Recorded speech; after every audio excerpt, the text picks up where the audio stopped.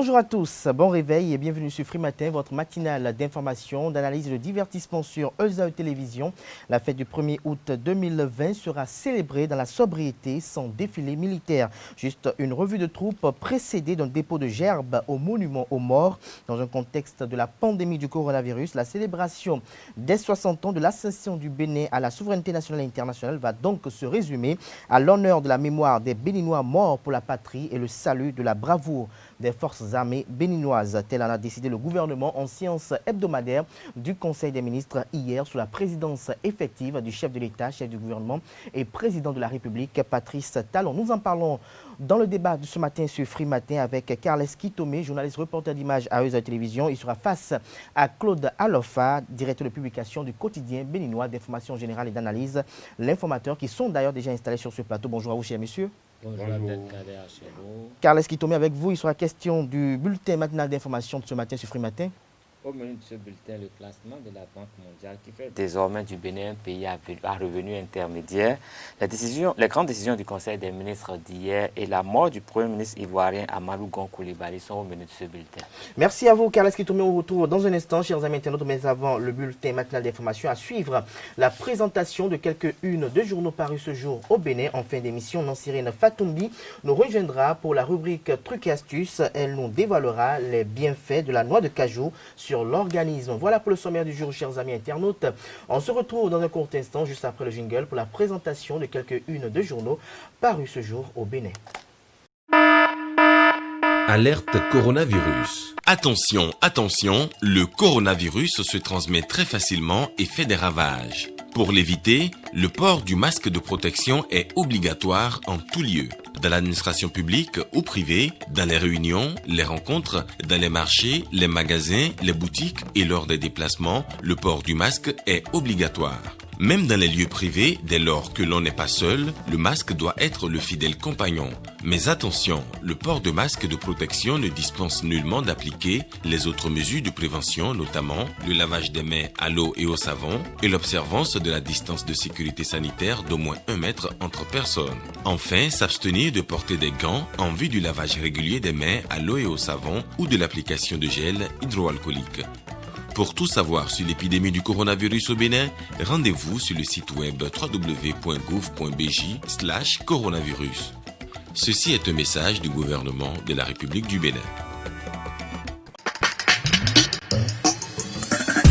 Bonjour à nouveau, chers amis internautes. Nous démarrons ce matin, comme il est de coutume tous les matins, par la manchette de l'informateur qui a titré ce matin « Célébration de la fête de l'indépendance du Bénin ». Pas de défilé militaire ce 1er août 2020. La fête se déroulera dans la sobriété en raison de la Covid-19. Toujours à la une de l'informateur de ce matin, ESAE Football Club, les joueurs en vacances. Des précisions à la page 4 de la parution de ce matin de l'informateur. L'oreille droite de la une de ce matin de l'informateur, chers amis internautes, vous invite à découvrir dans les colonnes de sa parution du jour le journal École des étudiants en journalisme à l'École supérieure d'administration, d'économie, de journalisme et des métiers de l'audiovisuel, ESAE. Le quotidien national d'information titre ce matin en manchette « Réforme économique et politique, l'ambassadeur du Japon félicite le régime Talon ».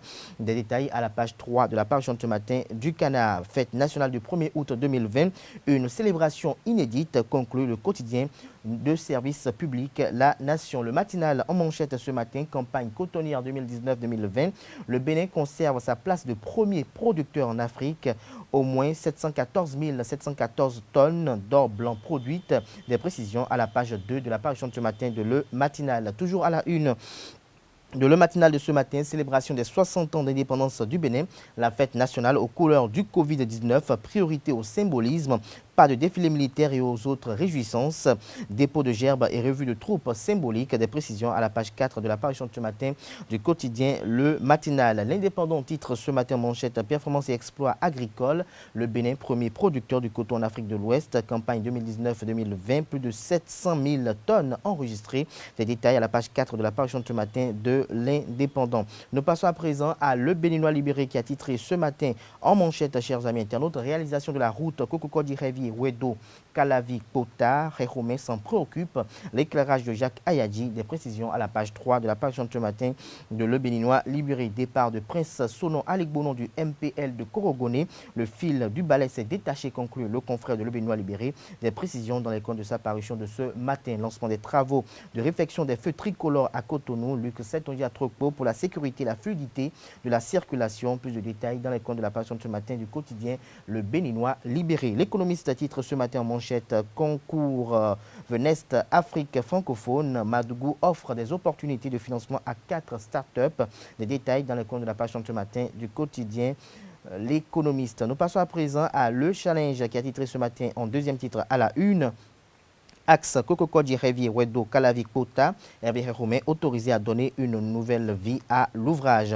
Nous passons à présent au quotidien Fraternité pour mettre un terme à la une des journaux de ce matin. Fête de l'indépendance le 1er août, pas de défilé, sobriété totale. Le coronavirus contraint le Bénin au sacrifice d'une tradition légendaire, conclut le confrère. Ce sera tout pour la présentation de quelques-unes de journaux. Les quotidiens sont disponibles dans les kiosques au prix de 300 francs CFA. Ils sont également accessibles en ligne. Free Matin se poursuit, chers amis internautes. Nous passons à présent au bulletin matinal d'information. C'est une présentation de Carles Kitomé. Chers amis internautes, bonjour et bienvenue au bulletin d'information de ce jeudi 9 juillet 2020. Le Conseil des ministres de ce mercredi 8 juillet a pris d'importantes décisions. Au titre des mesures normatives, le gouvernement a adopté les décrets portant attribution, organisation et fonctionnement du ministère de l'Enseignement supérieur et de la Recherche scientifique, renouvellement de l'agrément de la centrale d'achat des médicaments essentiels et consommables médicaux CAME, nomination des membres du conseil d'administration de l'Agence nationale de qualité des produits de santé et d'eau, ainsi que de l'Agence des infrastructures sanitaires et des équipements de la maintenance. En ce qui concerne les communications, modalités pratiques de déroulement de la cérémonie relative à la célébration du 60e anniversaire de la fête nationale du Bénin, rappel des mesures de restriction toujours en vigueur dans le cadre de la lutte contre la pandémie du Covid-19, réalisation des travaux complémentaires d'aménagement et de bitumage des routes Missé-Saint-Zinvier, Sédienou-Zé et la route nationale inter-État numéro 1, conclu avec l'entreprise Ebomaf SA. Le Bénin vient de passer du statut de pays à faible revenu à celui de pays à revenu intermédiaire, de tranche inférieure. Une information qui émane de la nouvelle classification de la Banque mondiale actualisée au 1er juillet de chaque année sur la base des revenus nationaux bruts RNB par habitant. Une classification commentée dans différents forats. Suivez ici le commentaire d'un membre fondateur du Parti Bloc républicain, Mathieu Avlessi. Cette appréciation de la banque est une première par rapport au Bénin. Une première, et je pense que c'est le résultat, la conséquence de la bonne gouvernance dont nous faisons preuve dans ce pays en ce moment-là. Cette bonne gouvernance tant incriminée parce que les opposants disent ce qu'ils disent, que vous savez, il y a tellement de soubresauts autour de ce qui se fait en ce moment. Voilà que la Banque mondiale nous dit, nous apprécie, nous dit que nous sortons du cercle infernal des pays à faible revenu pour aller dans le cercle vertueux des pays à revenus intermédiaires. Ça, c'est une première. Les gouvernances successives du Bénin n'avaient jamais connu ce niveau d'émergence, ce niveau de progrès dans la gestion du pays, parce que ces gouvernances étaient truffées de scandales économiques, toutes choses qui étaient des entraves à la croissance économique, base de cette appréciation-là. Autre chose, nous pensons que le président Talon, méthodiquement et avec beaucoup de rigueur, est en train de faire quelque chose de très bien pour le Bénin. Et il y a de raisons donc que nous accompagnons. Il y a de raisons donc que la perspective à venir soit une perspective qui permette à cette équipe de nous amener plus loin. Autrement, nous n'aimons pas notre pays. Et j'exhorte les Béninois à davantage aimer le pays en aidant ce qui se fait en ce moment. L'appréciation, c'est de la Banque mondiale, on a dit. Et je crois que nous avons des anciens présidents qui donc aujourd'hui sont dans l'opposition. C'est le moment pour eux de nous dire si cette appréciation de la Banque mondiale est encore une appréciation biaisée ou tout ce que nous entendons dire là. C'est la Banque mondiale qu'ils ont servi. Et donc en ce moment, cette banque dit que le Bénin sort du cercle infernal, cercle vicieux des pays à faible revenu pour se retrouver dans le cercle vertueux des pays à revenus intermédiaires. Depuis quelques semaines, le professeur Joël Aïvo multiplie les rencontres et les contacts avec les populations. Le constitutionnaliste parle d'espoir et d'avenir aux partis politiques de l'opposition. Une démarche qui éveille la curiosité. Pour découvrir davantage le personnage, Esaïe TV a délégué Abdelkader Achirou qui a tendu son micro à un ancien responsable de l'université d'Abomey-Calavi. Le professeur Frédéric Joël Aïvo, c'est, disons, comme toute autre personne, un homme. Et donc, au-delà de ce qu'il est un homme, c'est quand même un professeur de droit constitutionnel, un professeur que nous avons eu la chance de connaître. L'homme se distingue déjà par le fait qu'il a une pédagogie qui n'est pas des moindres. Si vous prenez, on pourra dire que quand on parle de l'enseignement, peut-être qu'on dira que c'est un peu de la famille Aïvo, parce que ce soit le professeur Gérard Aïvo, que ce soit le professeur Frédéric Joël Aïvo, vous prenez leur cours, le professeur Frédéric Joël Aïvo, il enseigne le cours de droit constitutionnel 1, disons en première année. Vous prenez le cours, vous savez déjà que le cours a 4 chapitres, c'est structuré. Vous savez que vous allez parler de l'État, de la Constitution, vous allez parler de la séparation des pouvoirs et vous allez parler de la démocratie. C'est pareil pour son frère. Donc disons de façon générale que quand on prend le professeur, il est méthodique, il est structuré.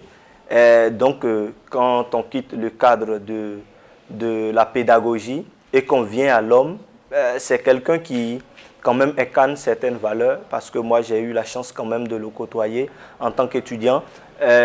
Lorsque je devais aller aux élections du bureau d'union d'entité, je suis allé le voir. Nous avons un peu discuté. Nous le connaissons tous en tant que professeur de droit constitutionnel. C'est ce qu'il fait, c'est ce qu'il enseigne. Mais au-delà de cela, il faut reconnaître que le professeur lui-même s'adonne à la vie associative, au leadership. Vous connaissez sûrement l'association béninoise de droit constitutionnel qui ne cesse d'outiller les jeunes, d'outiller les dames, les femmes, en ce qui concerne la démocratie, la bonne gouvernance. Donc on dira de ce monsieur ou de son parcours qu'il incarne quand même au-delà du parcours qu'il fait, et aussi quand on y ajoute sa vie associative, on sait que c'est un monsieur qui a un leadership vraiment exceptionnel. Maintenant, pour ce qui est de ses valeurs, il faudrait quand même être aussi courageux. C'est un monsieur qui discute beaucoup avec les jeunes gens, qui essaie quand même de faire partager sa vision, de parler pour qu'on puisse mieux le comprendre. Disons que ça doit être, je ne connais pas sa vie en famille, mais je sais qu'il doit être un bon père. Donc déjà, à travers cela, on pense que c'est quelqu'un quand même qui peut se démarquer comme toute autre personne, mais qui a quand même ces valeurs-là qu'il défend. Je me souviens, avant qu'il ne quitte la faculté de droit et de sciences politiques, nous avons quand même eu la chance de la voir puisque nous faisions partie de sa dernière promotion d'étudiants en 3e année de droit. Et il nous disait qu'aujourd'hui, nous vous avons inculqué ce que vous devez savoir. Mais il faudrait qu'au-delà de ces 4 murs, pendant que vous êtes en dehors de l'université, que vous soyez des soldats au service du droit, au service de la démocratie, au service de l'état de droit. Donc je pense généralement que ces valeurs-là combinées à l'être qu'il est, à tout ce qu'il enseigne, probable candidat, oui, ça peut y aller. Mécontent des dispositions prises par l'administrateur provisoire d'indemniser les agents de la SONACOP, objet d'un licenciement collectif, le syndicat Maison est monté au créneau ce lundi à la Bourse du Travail de Cotonou. Pour la circonstance, les anciens agents de la SONACOP ont bénéficié du soutien des secrétaires généraux des centrales et confédérations syndicaux. Le secrétaire général de la centrale des syndicats autonomes, Ansem Amoussou, a préféré inviter tous les acteurs du dialogue social et des négociations à faire preuve de sincérité. Au-delà donc de la situation de la SONACOP, il s'agit du comportement que nous devons avoir en tant qu'acteurs du dialogue social pour qu'enfin notre pays sorte de la guéguerre permanente, des querelles permanentes. Quel est notre comportement pour restaurer la confiance entre les acteurs du dialogue social? Regardez, aujourd'hui, nous avons deux comportements. D'un côté, vous avez un syndicat et des travailleurs de la SONACOP qui ont reconnu leur part de responsabilité dans la situation de l'entreprise, qui ont accepté d'accompagner les réformes, qui sont même allés au-delà, qui ont accepté même une première violation du processus au départ, qui consiste à dire « nous sommes d'accord pour le licenciement collectif », mais sur la base des textes qui existent, des textes qui régissent les relations professionnelles dans l'entreprise. On ne peut pas faire mieux. En tant qu'acteur du dialogue social, on ne peut pas faire mieux. Et de l'autre côté, vous avez le comportement d'un représentant de l'administration qui fait preuve de duperie. Et donc, l'impact sur le moral, l'impact sur l'opinion publique, l'impact sur le dialogue social, il est au-delà même de la situation que nous déplorons aujourd'hui. Ça veut dire qu'encore une fois, de par le comportement d'un administrateur provisoire qui se cache derrière une autorité qu'il ne nomme pas, nous retombons dans les travers habituels de la crise de confiance, du non-respect de la parole de l'autorité.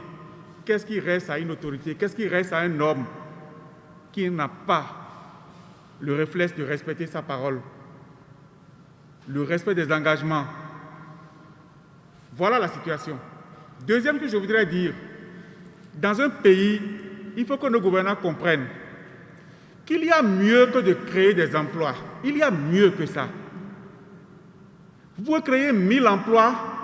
Lorsque vous en supprimez 10 ou 100, l'impact que vous voulez avoir en créant les 1000 emplois est un impact qui revient à zéro. Parce qu'on ne peut pas comparer la création d'un emploi pour un jeune à la perte d'un emploi pour quelqu'un qui a déjà une famille, qui travaille depuis 20 ans ou 30 ans. C'est un drame social. Et notre appel aujourd'hui envers le gouvernement, c'est de dire ce qui a été convenu au départ. Il faut le faire. On ne nomme pas un administrateur provisoire pour liquider.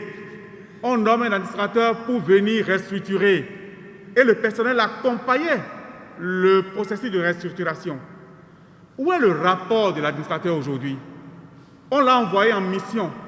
Où est son rapport de mission? C'est le minimum. Déposer un rapport de mission, on regarde ensemble, on signe et tout le monde joue sa partition. Noël Chadaré, le président de la COSI, a quant à lui prié le président Talon d'intervenir en faveur de l'application de la convention collective. Nous exhortons le chef de l'État à prendre ses responsabilités. La décision a été prise de licencier. Il faut assumer les conséquences. Les conséquences, c'est que la société est régie par un texte, par une convention. Il faut appliquer la convention. Quoi que cela coûtera à l'État, il faut faire l'effort de respecter cela, la convention qu'on s'est donnée. Je crois que c'est la chose la plus simple. Nous exhortons le chef de l'État à... Je crois qu'il a un cœur, qu'il est sensible, parce que c'est un plaidoyer qu'on fait ici maintenant pour que, effectivement, on respecte les textes. Donner quelques mois de salaire et congédier ces gens, ces travailleurs, les envoyer à la rue, quelque part, il y a problème. Donc nous souhaitons vraiment que le pouvoir fasse cet effort pour payer, dédommager, donner tous les droits qui sont contenus dans la Convention aux travailleurs. Et ensuite, les privilégiés pour la nouvelle structure qui va être installée, les privilégiés, en faire d'eux la priorité absolue. C'est ce que nous, travailleurs, nous demandons, nous représentants des travailleurs, nous demandons au gouvernement du chef de l'État, le gouvernement du président Talon. Et je sais qu'il a un cœur, il est sensible. Il sera sensible à ce que nous sommes en train de dire. Faire autre chose serait être insensible. Mais je pense que quelque chose sera fait dans ce sens. Et nous continuerons de plaider tant que la situation ne va pas être réglée. Nous continuerons, n'est-ce pas, de défendre ce qui est défendable, ce qui est juste, c'est-à-dire qu'il faut respecter les tests qu'on s'est donnés. La Côte d'Ivoire est endeuillée depuis hier par la mort de son premier ministre Amadou Gon Coulibaly. Rentré récemment de France où il est allé suivre des soins, il est décédé dans l'après-midi de ce mercredi. Un décès survenu à la suite d'une chute faite en Conseil des ministres dans la matinée. Cette information a été confirmée par un communiqué officiel du gouvernement diffusé à la télévision nationale ivoirienne mercredi soir. Rappelons que jusqu'à son décès, il était le candidat désigné du RHDP, le parti au pouvoir pour la présidentielle d'octobre prochain. Ce sera tout pour ce bulletin d'information. Merci de nous rester fidèles. Merci à vous, Carles Kitomé, pour la présentation de ce bulletin matinal d'information. On vous retrouve à 19 h pour la grande édition du journal télévisé sur EZA Télévision. Mais avant, vous restez avec nous pour le débat avec Claude Alofa. Alerte coronavirus. Attention, attention, le coronavirus se transmet très facilement et fait des ravages. Pour l'éviter, le port du masque de protection est obligatoire en tout lieu. Dans l'administration publique ou privée, dans les réunions, les rencontres, dans les marchés, les magasins, les boutiques et lors des déplacements, le port du masque est obligatoire. Même dans les lieux privés, dès lors que l'on n'est pas seul, le masque doit être le fidèle compagnon. Mais attention, le port de masque de protection ne dispense nullement d'appliquer les autres mesures de prévention, notamment le lavage des mains à l'eau et au savon et l'observance de la distance de sécurité sanitaire d'au moins 1 mètre entre personnes. Enfin, s'abstenir de porter des gants en vue du lavage régulier des mains à l'eau et au savon ou de l'application de gel hydroalcoolique. Pour tout savoir sur l'épidémie du coronavirus au Bénin, rendez-vous sur le site web www.gouv.bj/coronavirus. Ceci est un message du gouvernement de la République du Bénin. Le débat sur Free Matin. Claude Alofa, bonjour à nouveau. Bonjour. Carles Kitomé, bonjour à nouveau. Bonjour Abdelkader Chirou. Alors le Bénin fêtera ses 60 ans d'indépendance dans la sobriété totale. Claude Alofa, qu'est-ce que cela pourrait vous inspirer ou qu'est-ce que cela vous inspire? Cela voudra dire simplement que le virus Corona a réussi quand même à changer beaucoup de nos habitudes, aller jusqu'à toucher à notre fête nationale, la plus grande que nous avons, la seule qui est de la valeur pour ce peuple. Ça veut dire que réellement, nous avons été touchés en cette année 2020. Et cela est aussi symptomatique du fait que le gouvernement prend toutes les mesures pour que nous ayons de moins en moins de cas, parce que on aurait pu dire qu'on va faire la fête et cela va créer beaucoup d'autres situations, opportunités, je vais dire, situations pour que le virus soit plus propagé. Et donc, quand le gouvernement prend une telle décision, je la trouve responsable. D'ailleurs, c'est pas la fête ne nous rapportait spécialement à rien si ce n'est pas beaucoup dépensé. Et donc, que nous puissions rester dans la sobriété, mais en pensant à ceux qui nous ont quittés, ceux qui ont lutté pour que nous soyons là, pour que nous soyons une nation à ce niveau-ci. Le dépôt de gerbe, c'est déjà très important à mon avis. C'est déjà très important. À votre avis, Carles Kitomé, est-ce à dire que cette célébration, plus ou moins atypique, pas de défilé militaire, quand même, la grosse attraction pour les plus jeunes. Je rappelle qu'on était enfant où on avait quand même cette grande volonté de vouloir quand même suivre ou vivre en live le défilé militaire. Il n'y aura pas de défilé militaire cette année, alors qu'il s'agit bel et bien des 60 ans d'indépendance. Ce n'est pas 58, ce n'est pas 59, 60 ans d'indépendance. Est-ce que le programme concocté par le gouvernement, selon vous, converge avec ce qu'il faut faire de pareilles circonstances? Ben, je salue la responsabilité du gouvernement béninois qui prend les décisions, je crois, vraiment de façon très réfléchie, dans la mesure où, avec le contexte du coronavirus, il y a beaucoup de restrictions qui sont faites et maintenant, vouloir célébrer la fête de l'indépendance avec face ne pourra que heurter les mœurs. Et donc, le gouvernement béninois essaye quand même de bien niveler les choses, de mettre de l'harmonie entre ces décisions pour que les Béninois ne se sentent pas en déroute. Parce que vous savez, il y a des restrictions dans tous les domaines, dans tous les secteurs. Aujourd'hui, quand vous avez des cérémonies d'inhumation et tout, on demande aux gens de faire quand même l'effort de ne pas festoyer comme auparavant, de ne pas mettre trop de gens ensemble. En fait, il y a beaucoup de restrictions qui sont éviter les moments de foule pour... Et s'il fallait maintenant laisser les gens venir à la fête de l'indépendance, je ne sais pas comment est-ce que nous allons pouvoir respecter avec tout le monde la que cela, distanciation oui, quand nous allons tous voir comment les troupes vont défiler et tout ça pose beaucoup de problèmes. Et je pense que cela est tout à fait normal parce que quand nous voyons à l'échelle mondiale, il y a les tournois, les grands tournois de tennis qui sont annulés. Là, il y a la Coupe de France va se jouer. On se demande où on va jouer cette finale pour qu'il n'y ait pas agglutination. On demande aux gens d'acheter des tickets, de sauter des bancs. C'est beaucoup de choses. On a vu des derbys qui se sont déroulés en Italie. 80 000 places où il n'y a personne assis. Les joueurs, ils ont joué. On a vu un Zlatan qui a fait des merveilles, mais face à lui-même. Vous voyez, c'est quand même symptomatique de ce qui se passe à l'échelle mondiale. Et le Bénin ne s'est pas soustraire de cela. Le Bénin essaie de se mettre en ordre de bataille et de respecter quand même les normes pour que les gens ne nous accusent pas d'être propagateurs d'un virus comme d'autres pays aujourd'hui, dont même les premiers responsables sont en train d'être contaminés. Je salue vraiment cette décision du chef de l'État. Il respecte la clairvoyance de notre gouvernement et nous ne pouvons que souhaiter qu'il continue d'agir avec la même clairvoyance pour que le Bénin ne perde pas des plumes, parce qu'on vient de changer quand même de classement avec la Banque mondiale. Il faut que nous maintenions quand même le cap pour réserver un avenir meilleur à cette jeunesse qui se bat. Mais c'est le moment, Claude Alpha, de faire le bilan de l'évolution de la démocratie au Bénin, le bilan sur le plan de développement et peut-être de lancer la prospective quand même si on ne peut pas se retrouver pour un défilé militaire, pour les commodités habituelles. Est-ce qu'il n'est pas le moment de quand même effectuer, de mener certaines réflexions pour lancer une belle prospective? Oui, je voudrais profiter et dire merci à la Banque mondiale qui nous a permis donc de changer de classe lorsque nous nous apprêtons à fêter nos 60 ans. Alors donc c'est très intéressant que c'est le meilleur bilan que nous puissions faire. C'est de dire qu'après 60 ans d'indépendance, le Bénin est en train de quitter donc, le monde des petits pour commencer par espérer faire vivre mieux la population. On parle de 1200 à 1035 ou 1050 dollars de revenus annuels désormais par population, par habitant au Bénin, et c'est beaucoup de choses. Ça veut dire que même si tous les gouvernements successifs n'ont pas fait ce qu'il fallait, n'ont pas bien fait ce qu'il fallait, le gouvernement actuel a fait beaucoup de choses et a permis que le Bénin puisse se retrouver à ce niveau-là.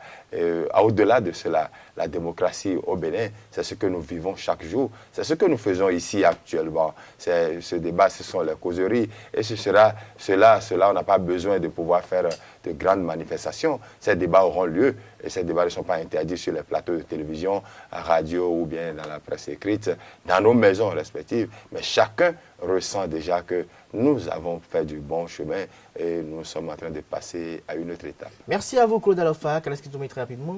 Oui, mais c'est vrai que la célébration du 1er août est vraiment un symbolisme très important pour nous tous et que l'essentiel, c'est que nous puissions y penser, revenir à cela les années à venir. Mais pour le moment, nous pouvons souligner l'efficience de l'action de ce gouvernement qui, sans bruit, fait beaucoup de choses, obtient des résultats et qui ne disperse pas forcément les ressources de notre pays. Et donc, cela est à saluer. Et il nous revient parce que ça a un prix. Il a fallu un sacrifice pour que nous en soyons là. Il a fallu des réformes. Il a fallu que les Béninois se sentent un peu sous pression. Et il faudrait que désormais les Béninois puissent, à travers ce résultat, se réjouir du fait que cette pression que nous avons subie n'ont pas été inutiles. Ça a apporté des fruits et être prêt à continuer dans l'effort pour que le Bénin puisse avoir une meilleure statue à l'échelle internationale. Merci à vous, Carles Kitomé. Je rappelle que vous êtes journaliste reporter d'image à ESAV Télévision. Chers amis internautes, Free Matin se poursuit. La dernière rubrique du jour, c'est la rubrique Trucs et Astuces avec Nancirine Fatombi. Amis internautes, bonjour et bienvenue sur votre rubrique Trucs et Astuces du jour. Aujourd'hui, nous allons parler des bienfaits de la noix de cajou. Aussi appelée anacarde, la noix de cajou est le fruit de l'anacadier, un arbre plutôt méconnu au vu de la popularité de son fruit. De manière générale, la noix de cajou est bénéfique pour votre organisme. C'est par exemple un excellent moyen de grignoter sainement. Les graisses qu'elle contient contribuent à faire baisser le mauvais taux de cholestérol. Dans le même sens, sa teneur en potassium et acide folique aide à conserver une bonne santé cardiovasculaire. Les protéines et le cuivre contenus dans les noix de cajou aident à garder votre cœur et des vaisseaux sanguins en bonne forme. Notons, amis internautes, que la noix de cajou est toujours vendue décortiquée à cause de l'huile corrosive contenue entre ces deux coquilles. Elle est habituellement rôtie dans l'huile puis additionnée ou non de sel. C'est l'un des fruits à écailles et oléagineux les moins riches en lipides. En plus de posséder un contenu en vitamines et minéraux des plus intéressants, elle contient des principes actifs qui lui confèrent des bénéfices pour la santé. Cet arbre donne des fruits et c'est à l'extrémité de ces faux fruits que la noix de cajou, proprement dite, est suspendue. Chaque pédoncule développe à son extrémité une seule noix, d'où la rareté de ce trésor nutritionnel. Excellente source en protéines végétales, la noix de cajou a bien d'autres atouts santé. Pour finir, amis internautes, notons que la noix de cajou est utilisée pour la prévention des maladies cardiovasculaires, pour la prévention du diabète et lutte contre le stress. C'est tout, amis internautes, pour les astuces de ce jour. Rendez-vous demain pour d'autres astuces. Merci à vous, Nasrine Fatoumbi, pour la présentation de la rubrique Toutes les astuces du jour. Chers amis internautes, ainsi se referme Free Matin ce matin. Merci pour l'attention. On se retrouve demain à la même heure avec le même plaisir pour le dernier numéro de la semaine. Portez-vous bien et excellente journée de travail à toutes et à tous.